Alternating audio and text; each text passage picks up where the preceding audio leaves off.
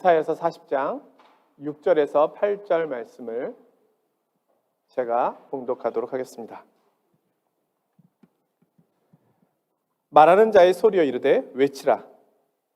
대답하되 내가 무엇이라 외치리이까 하니 이르되 모든 육체는 풀이요 그의 모든 아름다움은 들의 꽃과 같으니 풀은 마르고 꽃이 시들문 여호와의 기운이 그 위에 불미라.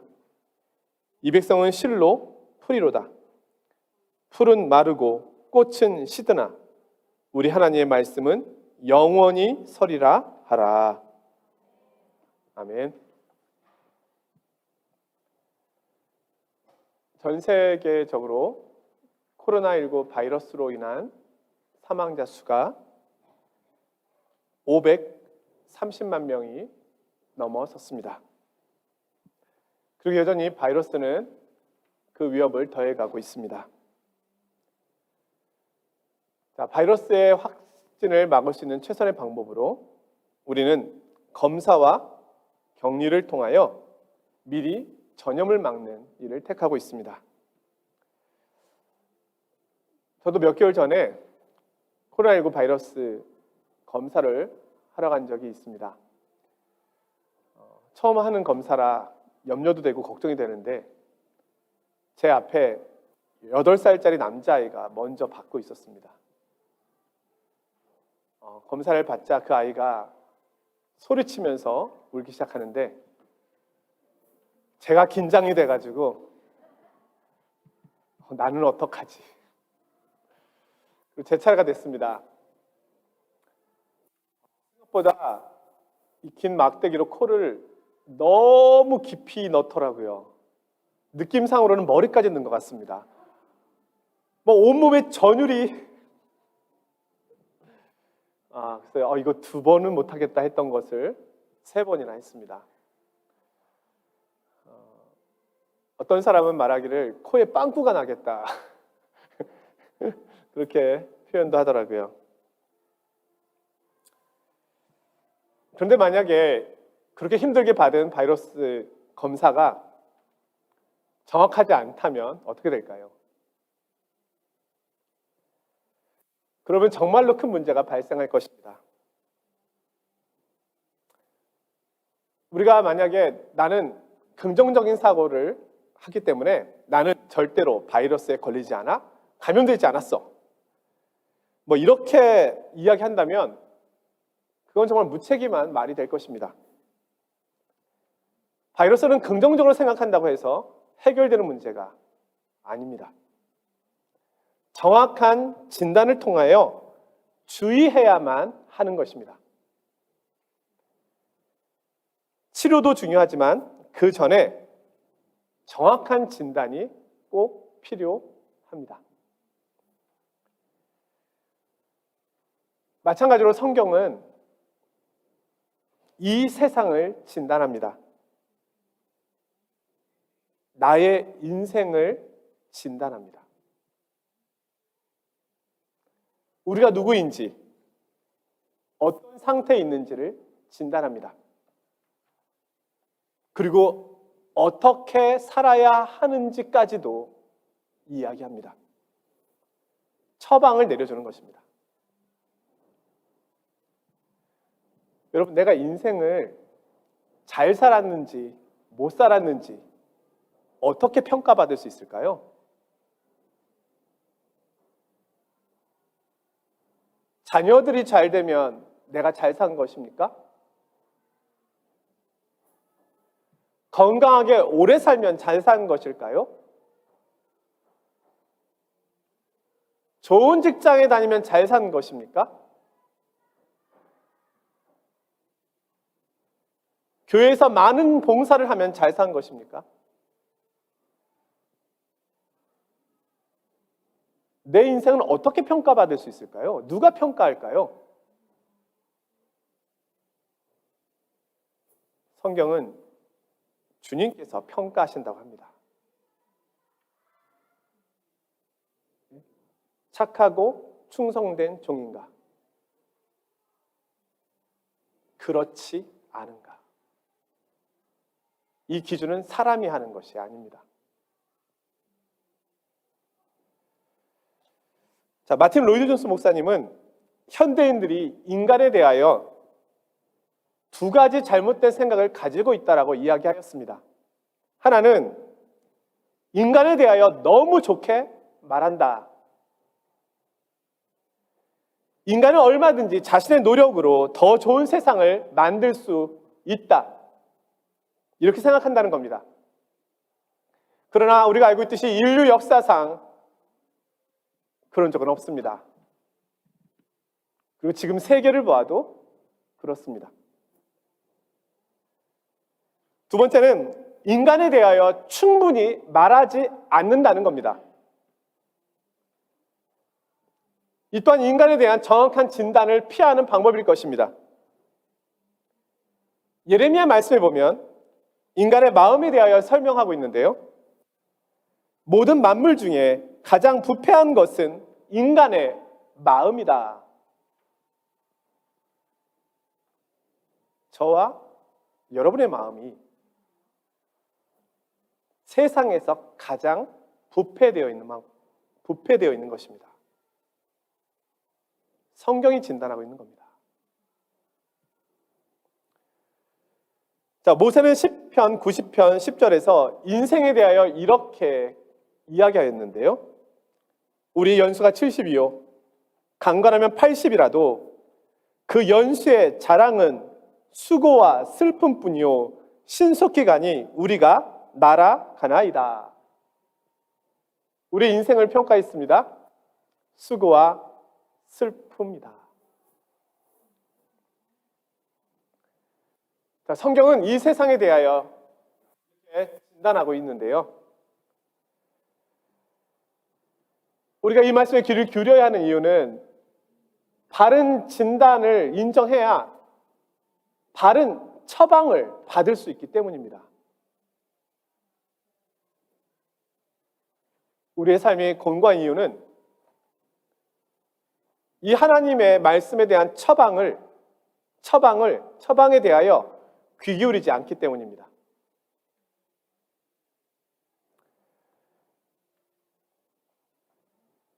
자, 오늘 말씀의 배경을 먼저 보려고 하는데요. 자, 이스라엘은 작은 나라, 작은 민족이었지만 하나님의 큰 은혜를 입은 민족이었습니다. 하나님께서는 홍해를 가르시고 이들을 구원하여 가나안으로 인도하셨습니다. 그들의 자랑은 여호와 하나님이었고 그들의 기쁨은 여호와께서 주신 율법이었습니다. 그러나 그들이 하나님을 떠났습니다.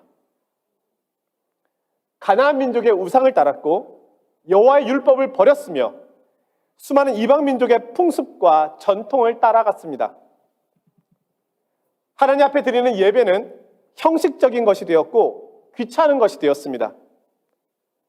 하나님의 계명은 변화하는 이 세상에서 어울리지 않을 만큼 무겁고 중한 것이라고 생각되었습니다. 보이지 않는 하나님을 예배하는 것보다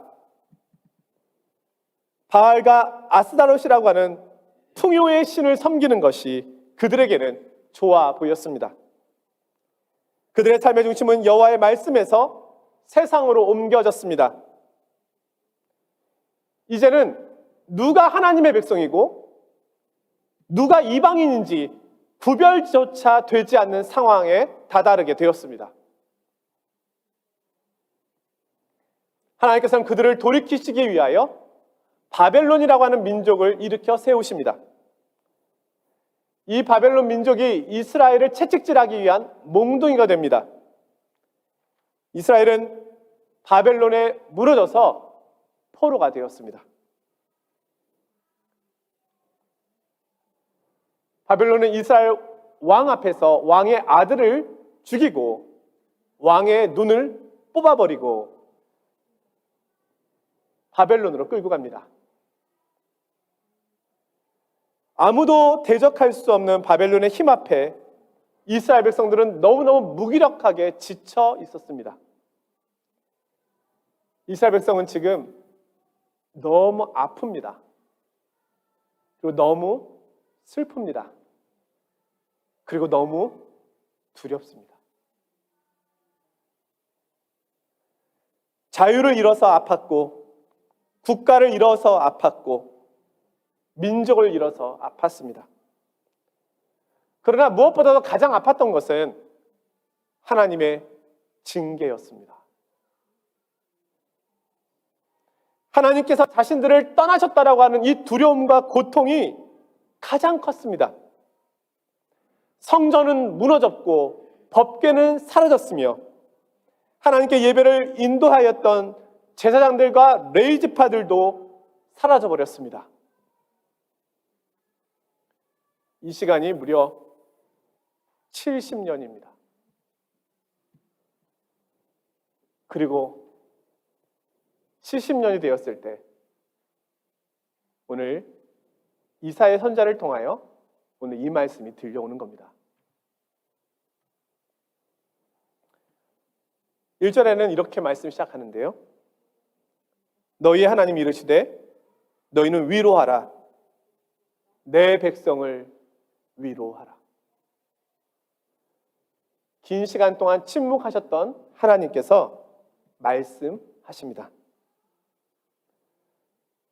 하나님께서 이스라엘을 떠나시지 않으셨던 겁니다. 여전히 내 백성이라고 불러주십니다. 그리고 자신이 이제 이스라엘 땅에 직접 오시겠다고 말씀하십니다. 이스라엘을 떠나셨던 하나님께서 이제는 구원자로 오시겠다는 겁니다.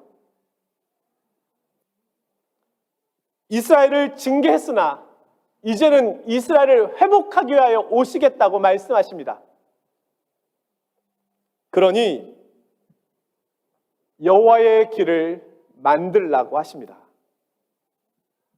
내가 이제 갈 터이니 나의 길을 준비해라. 다시 오셔서 이스라엘 민족을 다스리시고 친히 왕이 되어주시겠다고 말씀하십니다. 놀라운 말씀이죠.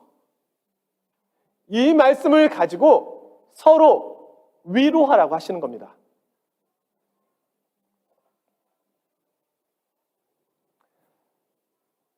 저희 집에도 아이들이 있지만 아이들이 서로 싸우다가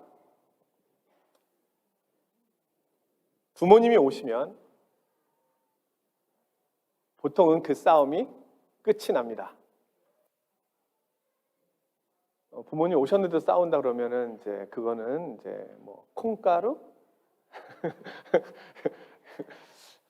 보통은 끝이 나죠. 그만 싸워 하면 정리가 됩니다. 구원자 하나님이 오시면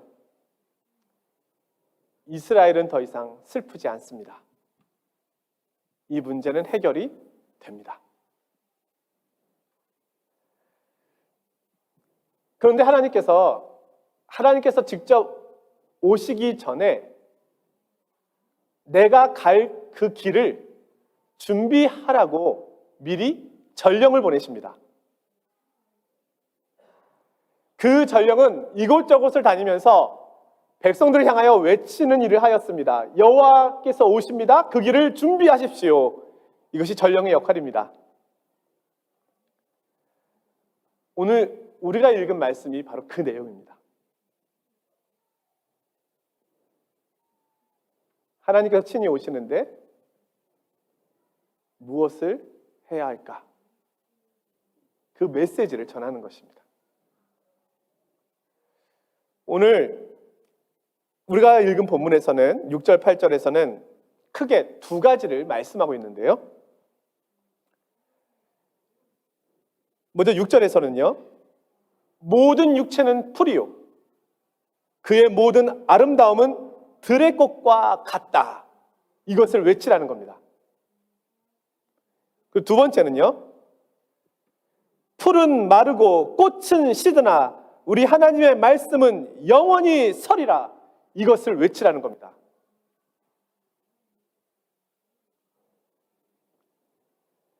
주님의 오심을 기다리는 대림절 네 번째 주일인 오늘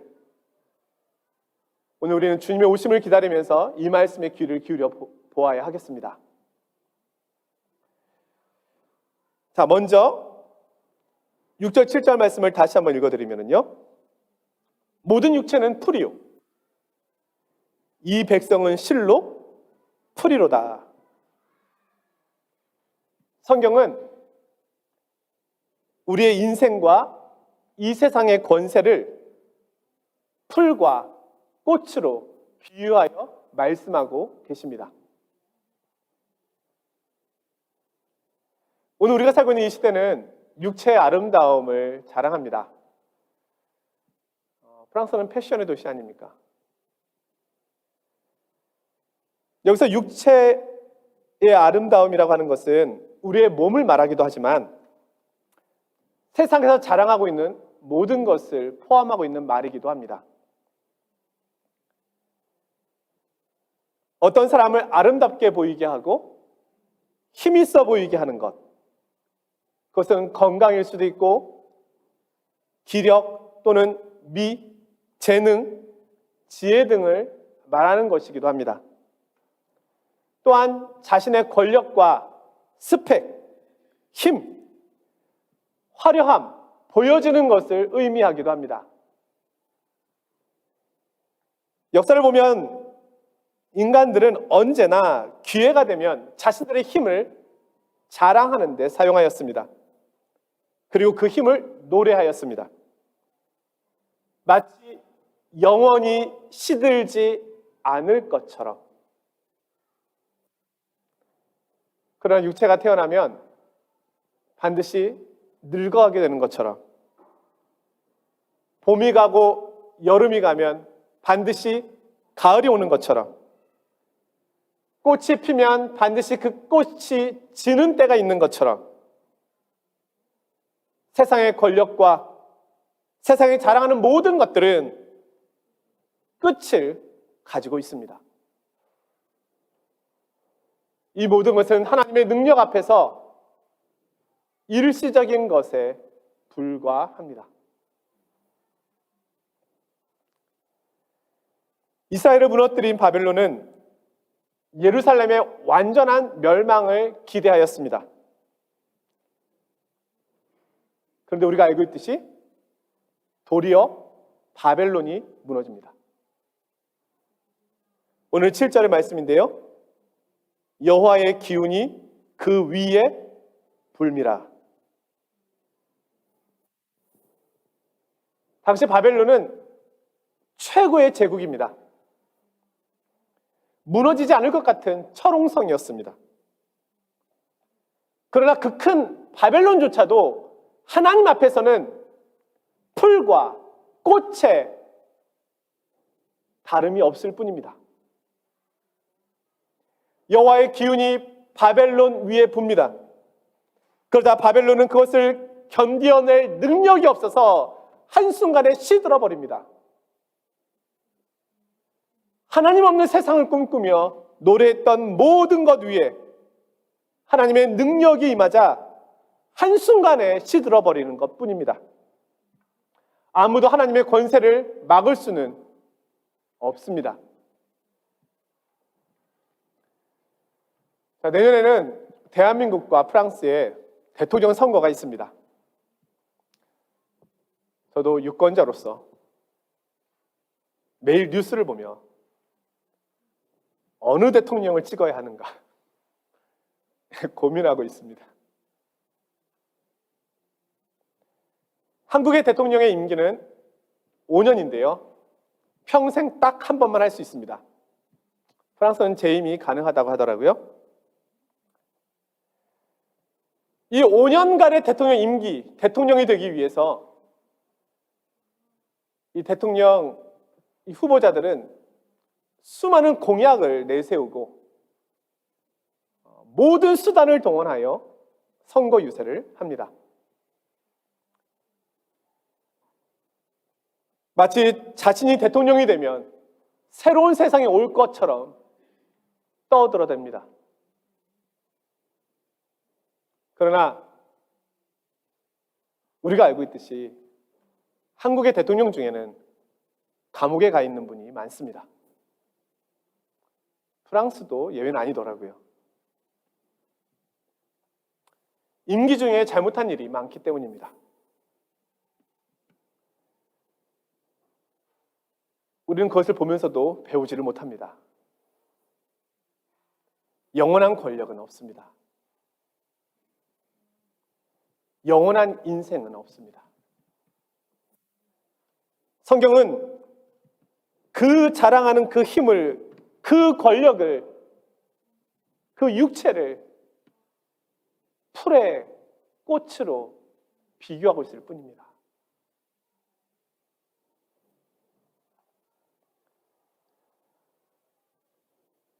사랑하는 성도 여러분, 우리가 인생을 살면서 배우게 되는 가장 큰 지혜 중에 하나는 오늘 이 말씀입니다. 우리 인생이 풀과 같고 꽃과 같다는 겁니다. 그러기에 우리는 인생에서 겸손히 하나님 앞에 나아가야 합니다. 여호와의 기운이 우리의 인생 위에 불 때 우리는 모든 것을 멈추게 됩니다. 우리는 여호와 하나님을 경외해야 합니다. 그분을 떠나서 우리는 아무것도 아닙니다. 자, 두 번째로 하나님께서 전령을 통해서 외치시는 말씀은 8절입니다.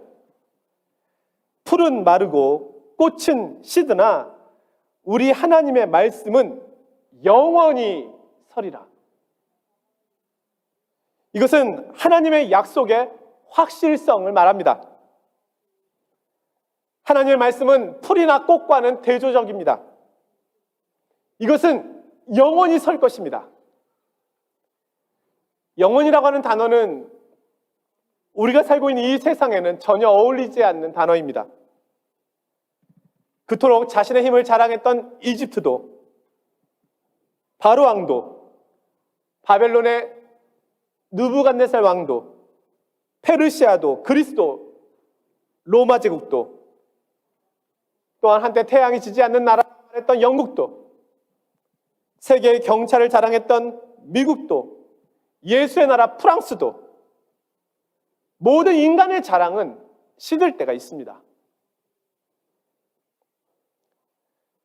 우리는 코로나19 바이러스로 인하여 세상이 참으로 빨리 변해가고 있다는 것을 직접 경험하고 있습니다. 이 세상에는 영원한 것이 없다라는 것을 눈으로 보고 있는 겁니다. 우리가 의지하고 붙잡을 수 있는 것이 없구나를 확인하고 있습니다. 모든 것은 풀과 같고 들의 꽃과 같을 뿐입니다. 이렇게만 말한다면 우리 인생은 얼마나 허무합니까? 근데 오늘 성경은 거기서 멈추고 있는 것이 아닙니다. 변하지 않는 것이 있다는 겁니다. 어떤 상황과 어떤 형편에서도 변하지 않는 영원한 것이 있다. 그것은 하나님의 말씀이다. 어제도 오늘도 내일도 변하지 않는 그것이다. 자, 그럼 이 변하지 않는 이 하나님의 말씀이 우리에게, 나에게 주시고 있는 메시지는 무엇입니까? 그것은 구원의 소식입니다. 지금 하나님께서 바벨론의 손에서 이스라엘을 구원하시겠다고 말씀하고 계시는 겁니다. 구원은 이스라엘에게 있지 않습니다. 이스라엘의 정치력, 경제력, 이스라엘의 힘에 있지 않습니다. 그렇다면 그들은 구원받을 수 없습니다. 구원은 여호와께만 있습니다. 여호와께서 말씀하신 대로 여호와께서 행하실 것입니다. 이것이 구원입니다. 그러나 넓은 의미로 볼 때 오늘 말씀은 이스라엘만의 구원을 말하고 있는 것은 아닙니다. 이 말씀은요, 이 세상의 구원을 말씀하고 있는 겁니다. 하나님께서 이스라엘 민족을 바벨론에서 구원하여 내신 것처럼 우리의 모든 역사를 주관하시고 이 세상을 주관하셔서 우리를 구원의 길로 인도하시겠다고 말씀하고 계시는 겁니다. 하나님께서 말씀하신 대로 반드시 이 구원을 이루시겠다고 하십니다. 사랑하는 성도 여러분, 우린 참 힘든 세상에 살고 있습니다.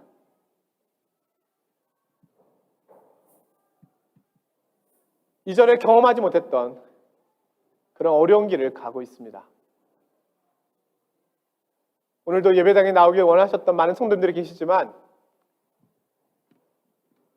코로나로 인해서 또 그분과 가까이 접촉했다는 이유로 스스로 경계를 하여 나오지 못한 분들이 많이 계십니다. 그뿐만이 아닙니다. 우리의 삶의 자리는 바이러스가 없을 때에도 정글과 같았다라고 이야기합니다.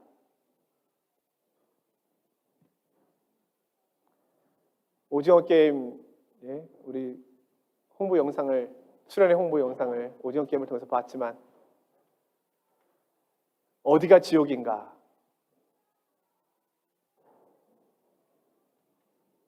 우리는 이 세상을 지옥으로 만들어가고 있는 인간의 탐욕의 현장 속에 살고 있습니다.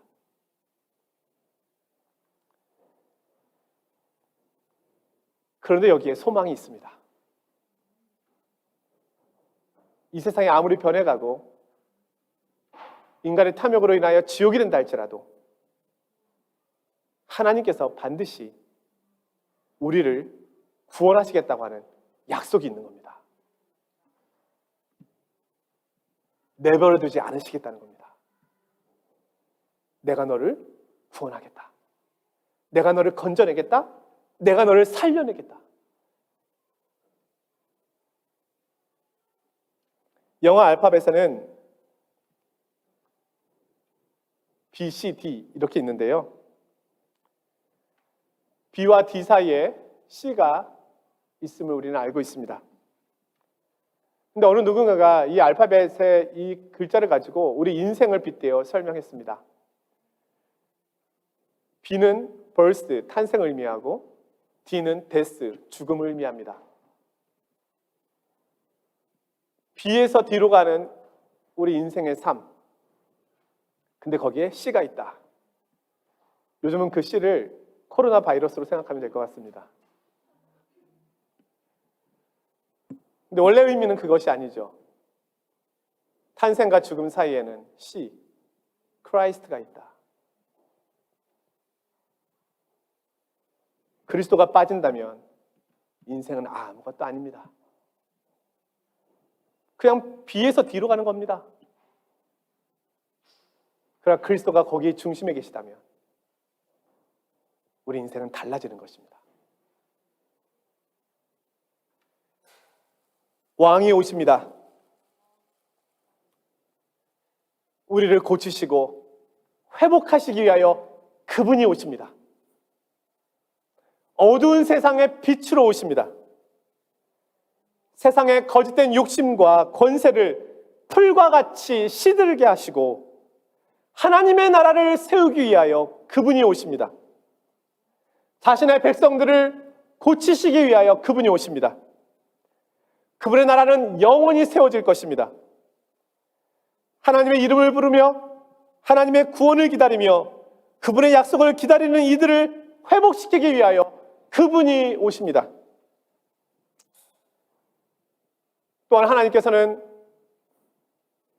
오늘 우리를 그분의 전령자로 부르십니다.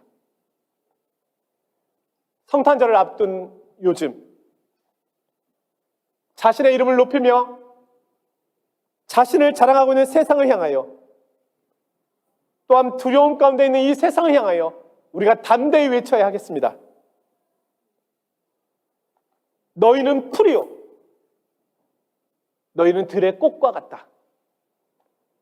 풀은 마르고 꽃은 시든다. 그러나 여호와의 말씀은 영원하다. 시드는 풀과 꽃을 더 이상 자랑하지 말아라. 모든 육체들이여 하나님을 보라. 하나님의 영광이 임하고 있다. 그분의 길을 예비하라. 그분이 오신다. 나를 고치시기 위하여, 우리 가정을 고치시기 위하여, 우리 교회를 새롭게 하기 위하여,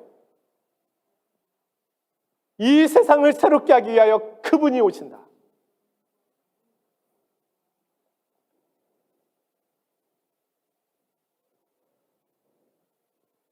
그분이 오시는 이 계절, 저와 여러분 기쁨으로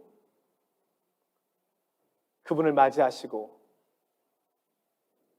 그분의 영광을, 그분의 임하심을 기다리는 복된 이 계절이 되시기를 주의 이름으로 축원드립니다.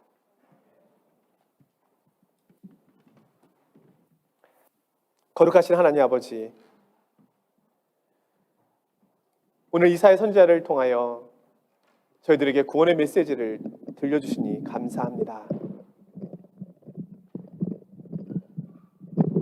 들의 꽃과 같고 풀과 같은 이 세상에서 무엇을 잡아보겠다고 그렇게 분주하게, 바쁘게, 힘들게 욕심과 탐욕 속에 살아가고 있는지 모르겠습니다. 하나님께서 만드신 이 아름다운 세상이 바이러스와 인간의 탐욕으로 인하여 지옥이 되어가고 있습니다. 그러나 우리에게 소망이 있습니다. 그분이 오십니다. 이 죄악의 땅을 고치시기 위하여 오십니다. 이 병든 땅을 고치시기 위하여 오십니다. 이 병든 나를 고치시기 위하여 오십니다. 나를 새롭게 하기 위하여 오십니다. 저희 가정을 새롭게 하기 위하여 오십니다. 저희 교회를 새롭게 하기 위하여 오십니다. 이 세상을 새롭게 하기 위하여 오십니다. 빛으로 오십니다. 구원자로 오십니다. 영원한 것을 주시기 위하여 오십니다. 주님, 이 계절에 그분을 기쁨으로 맞이하게 하여 주시옵소서. 그분을 믿음의 눈으로 바라보게 하여 주시옵소서. 노예를 기뻐하게 하옵소서. 탄생을 기뻐하게 하옵소서. 팻ጥ로 버리지 않게 하옵소서. 주님께 영광 돌려드리는 계절이 되게 하여 주시옵소서. 이 시간에 주님 앞에 예물을 올려드립니다. 우리의 작은 부분을 드리지만 저에게 있는 모든 것이 주님께로부터 온 것임을 고백하는 믿음으로 올려드립니다. 기쁘게 받아 주시옵소서. 예수 그리스도의 이름으로 기도드리옵나이다.